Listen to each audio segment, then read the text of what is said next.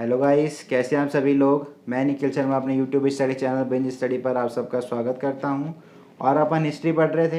History के अंदर मैं आपको भारत का संघर्षकालीन युग के बारे में बताया था। 1206 से लेकर 1757 तो भारत का संघर्षकालीन काल जो रहा है। अपन इसके बारे में पढ़ रहे थे कि भाई भारत के अंदर कैसे मुस्लिम साम्राज्य स्थापित हुआ और कैसे मुसलमानों ने हमारे देश के अंदर हमारे देश के ऊपर राज किया और कैसे अपना साम्राज्य स्थापित किया। इसके अंदर अपन ने इस साम्राज्य की नींव डालने वाले भारत के अंदर मोहम्मद गौरी और कुतुबुद्दीन ऐबक और इल्तुतमिश के बारे में अपन पढ़ चुके थे। अब अपन इल्तुतमिश से आगे बढ़ते हुए जो गुलाम वंश जो था अपन उसके बारे में पढ़ेंगे कि भाई गुलाम वंश के अंदर कौन बड़े राज्य थे, कैसे गुलाम वंश का खात्मा हुआ, आज अपन इसके अंदर देखेंगे। अपने इस वीडियो के अंदर आज अपन ये देखेंगे। इल्तुतमिश ने अपने जीते जी अपनी बेटी रजिया को अपना उत्तराधिकारी घोषित कर दिया था, क्योंकि इल्तुतमिश को यह पता थी कि भाई जो मेरे बेटे हैं वो इस काबिल नहीं कि वो इस राज को संभाल सकें। लेकिन इस चीज़ का विरोध करने वाले जो तुर्की सरदार थे उन्होंने इस चीज़ का विरोध किया कि भाई हमारे ऊपर कैसे एक महिला जो है वो हमारे ऊपर कैसे अधिकार स्थापित कर सकती है, कैसे हमारे ऊपर राज स्थापित कर सकती है। इस वजह से रजिया को गद्दी पर ना बैठाते हुए इल्तुतमिश की मौत के अगले दिन ही उन्होंने फिरोज शाह को कुर्सी पर बैठा दिया।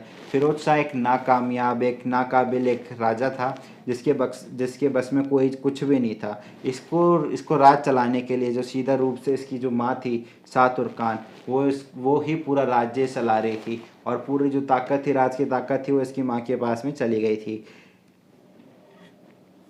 फिरोज शाह एक ऐसा राजा था जो सारे दिन भर अपनी विलासीनता के अंदर, राज से सुख के अंदर डूबा रहता था और इसको अपने राज्य से कोई भी दिलचस्पी नहीं थी। इसी चीज़ का फ़ायदा उठा करके रजिया ने इसका खात्मा करवाया और इसकी माँ का भी खात्मा कराया और खुद थ्रोन पर, गद्दी पर बैठ गई। रजिया सुल्तान भारत की पहली मुस्लिम महिला शासिका थी और भारत के अंदर पहली बार ऐसा हुआ था कि भाई कोई मुस्लिम महिला तख्त पर बैठी है। इसने अपने खुद के सिक्के भी चलवाए थे और सुल्तान बनने के बाद में रजिया ने जो इसके प्रमुख तुर्की सरदार जो थे, इसने उनको समाप्त करना चालू कर दिया धीरे धीरे, ताकि वो क्या करें, जो इसका विरोध कर रहे थे पहले जो तुर्की सरदार, वो ताकि इसका विरोध ना कर पाए। इसने आगे बढ़ते हुए इसने जो अपने जो सरदार जो थे इसके, उनको धीरे धीरे तख्त के नीचे लाना इसने चालू किया कि भाई लोगों को, जो इस तुर्की सरदार जो थे उनको डराना चालू किया और ताकि इसका जो अच्छा एक राज्य स्थापित हो सके। इसके राज्य के अंदर भी बहुत सारे विद्रोह हुए जिनको दबाने की इसने पूर्ण रूप से कोशिश की। आखिर ये एक लौती ऐसी महिला थी जिसका विद्रोह इतना ज़्यादा, जिसका इतना विरोध हुआ था पूरे समाज के अंदर, उस समय के समाज के अंदर, जिसको शब्दों में बता पाना किसी भी इतिहासकार के लिए आसान नहीं हुआ है। इसने कूबा और कूला जो वस्त्र होते थे वो इसने पहनना चालू कर दिया। कूबा कोट और कूला कैपो कहते हैं। इसने ये वस्त्र पहनने चालू कर दिए थे।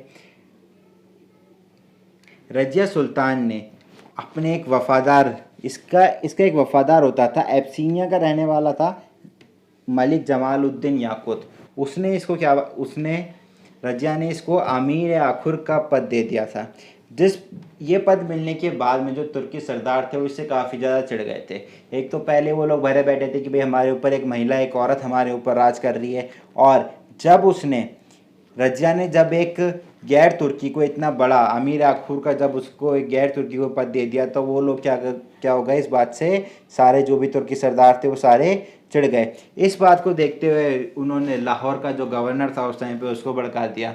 रजिया अपनी राजधानी से उस आंदोलन को दबाने के लिए निकली। आंदोलन को उसने लाहौर पहुंची, लाहौर में युद्ध हुआ, उसने लाहौर में युद्ध लड़ा और लाहौर के अंदर जो विद्रोह था उसको पूर्ण रूप से कुचल दिया। लाहौर विद्रोह को कुचलने के बाद में जो वापस लौट रही थी तो वहाँ से भटिंडा के गवर्नर ने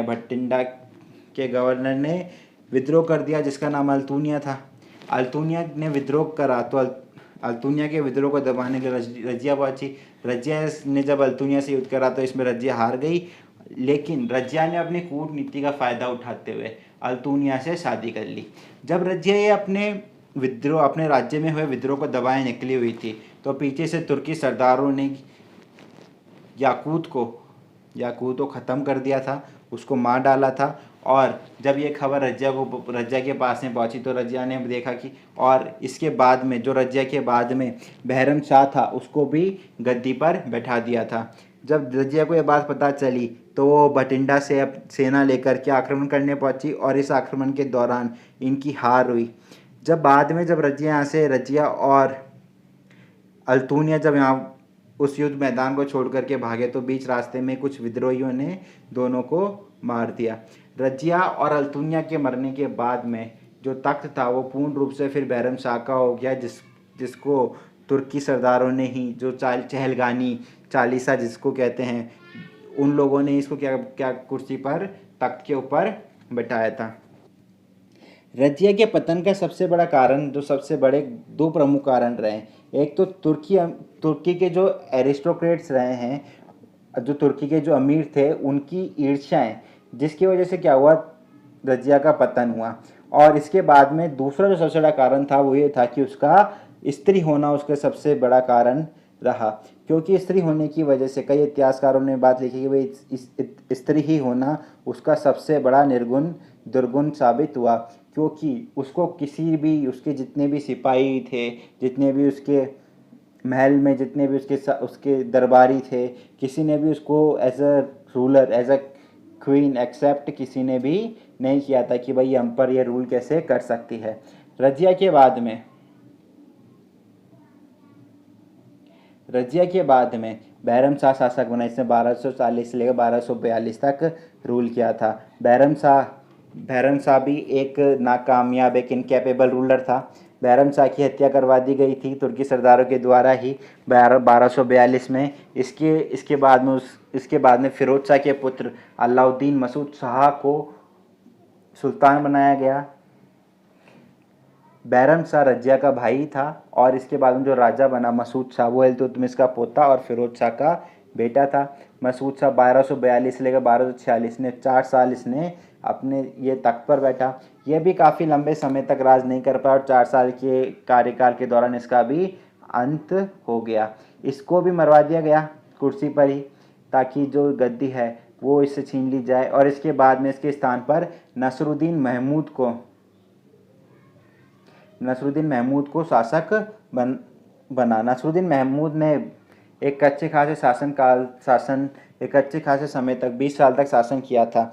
लेकिन नसरुद्दीन महमूद के समय में जो शासन जो था वो नसरुद्दीन महमूद के पास में ना होते हुए, शासन तो गद्दी पर नसरुद्दीन महमूद बैठा था, लेकिन हकीकत में शासन चलाने वाला इसका ससुर बलबन था। नसरुद्दीन बहुत धार्मिक प्रवृत्ति का व्यक्ति था। इसने अच्छे काम एक अच्छा रखा। इतिहासकारों ने बताया कि भाई ये काफ़ी पूजा पाठ में रहने वाला, हर वक्त नमाज पढ़ने वाला, कुरान की आयत लिखने वाला राजा था, जिसने जो कि खुद का खर्चा भी खुद उठाता था। ऐसा राजा बताया गया है जो कि अपना खर्चा भी राज के खजाने के बजाय खुद के पास से करता था। जब ये तख्त पर बैठा तब बलबन काफ़ी ज़्यादा ताकतवर धीरे धीरे होने लगा था। वो बलबन भी 40 चहलगानी और चालीसा के तुर्किश एरिस्टोक्रेट के अंदर में से ही एक था। इसी ने ही पूरे थ्रोन को संभाला था। और 1265 के अंदर जब सुल्तान नसरुद्दीन की मृत्यु हुई तो इसके बाद में सीधे तौर पर बलबन ने कुर्सी अपने पास में ले ली थी।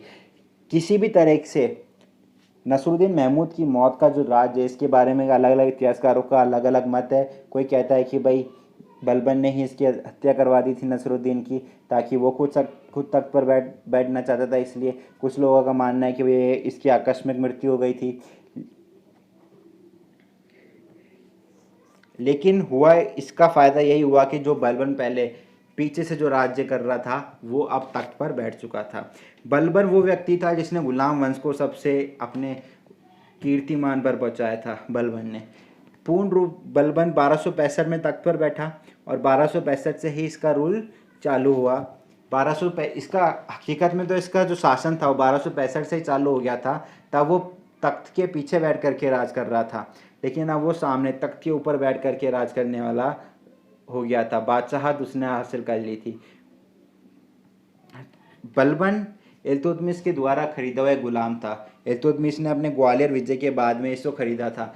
बलबन को खरीदने से भी जुड़ा हुआ एक विचित्र मामला है। ये एक विचित्र घटना हुई थी उस दिन जब बलबन ने इसको, इल्तुतमिश ने जब बलबन को खरीदा था। बलबन जब गुलामों के बाजार में खरीदने गया था, अपने लिए गुलाम लेने गया था, तो बलबन इल्तुतमिश जब अपने लिए गुलाम खरीदने गया था तब उसने यहाँ पर काफ़ी सारे गुलामों को खरीदा। तब उसने देखा कि भाई एक छोटे कद का एक आदमी है जो कि वो भी कह रहा है कि भाई साहब मेरे को भी खरीद लो। उस इल्तुतमिश ने इससे पूछा, बलबन से पूछा कि भाई मैं तेरे को क्यों खरीदूँ। बोले कि आप मेरे को खरीद करके देखो, मैं आपके काम ही आऊँगा। इल्तुतमिश ने दया करके इसको खरीद लिया और धीरे धीरे इसके दिमागी शक्ति थी उसको देख करके, इसकी ताकत को समझ करके इसको तुर्की सरदारों में शामिल किया और बाद में इसको बड़े बड़े पद अपने राज्य के अंदर इसको मिलते गए। और बाद में जब नसरुद्दीन महमूद जब राजा बना तब इसने अपनी बेटी की शादी उससे करवा करके पूरी राजगद्दी जो थी अपने हाथ में इसने ले ली थी। बाद में नसरुद्दीन महमूद की जगह खुद शासक बना और इसने गुलाम वंश को काफ़ी ऊंचाइयों पर पहुंचाया।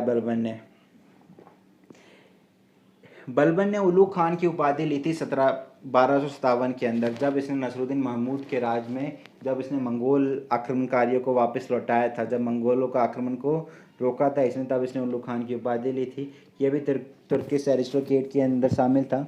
बलबन ने राजा बनने के बाद में एक प्रथा चालू की थी, सिजदा और पैबोस की प्रथा इसने चालू की थी। सिजदा का मतलब होता है राजा के सामने झुकना और पैबोस का मतलब होता है राजा के पैरों को चूमना। इसका ये मत था कि भाई अगर सिजदा और पैबोस करेंगे तो ये लोग हमेशा मेरे गुलाम बन के रहेंगे और मेरा विद्रोह नहीं करेंगे। बलबन ने आयरन एंड ब्लड, लोहा और खून की पॉलिसी इसने अपनाई थी। इसका मानना ये था कि भाई जो आदमी प्यार से माने उसको प्यार समझाओ और जो आदमी नहीं माने उसका गला काट दो। इसके जितने भी विद्रोही थे, बलबन ने अपने सारे विद्रोहियों को, सारे शत्रुओं को ढूंढ ढूंढ के मारना चालू कर दिया था। आदमियों को मार डालता था और उनके बीवी बच्चों को अपना गुलाम बना लिया करता था।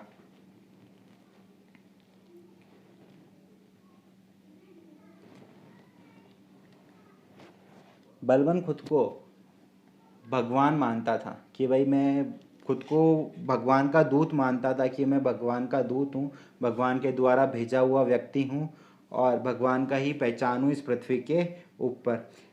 बलबन की कार्यकाल के दौरान बलबन को भी काफ़ी सारी समस्या फेस करनी पड़ी थी। सबसे पहले मंगोलों के आक्रमणकारियों की समस्या थी, मेवाती और राजपूतों के विद्रोह थे, बंगाल का विद्रोह था, चहलगानी जो चालीसा अमीरों का जो तुर्किश अमीरों का जो ग्रुप था वो भी शक्तिशाली बन रहा था।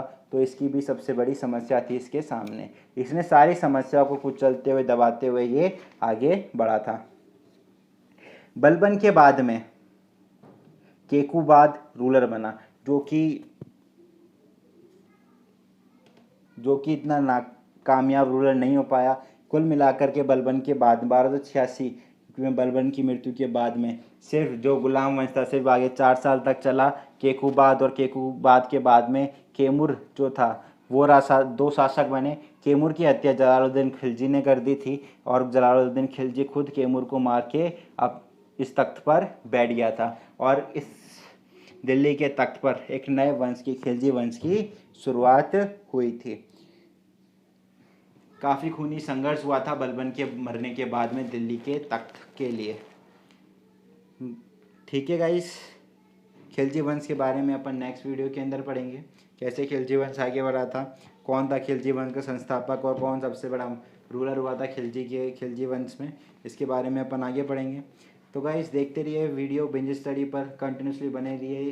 वीडियो को ज़्यादा लाइक कीजिए, शेयर कीजिए, चैनल को सब्सक्राइब कीजिए ताकि मैं और भी अच्छे